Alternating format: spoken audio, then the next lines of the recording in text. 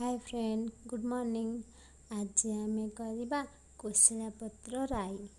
तार नाटा मु खईपारिनी तो से कहे कोशिला पत्र राई। से आम सारू कदली आलू पकईकी करवा। ताकू आम प्रथम तेल को जारीदबा।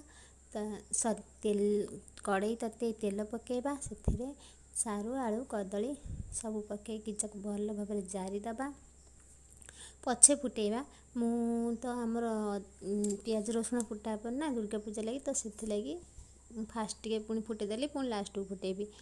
तो से बाटण आम लंका जीरा आउ सोरिष बाटिदबा।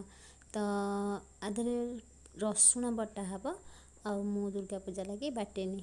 ताकू आलू सारू पकईकि जारी सारापर तार अल्प कर जारिबा बेसी नुह। तार देहरे आम बाटण दलिबा। बाटण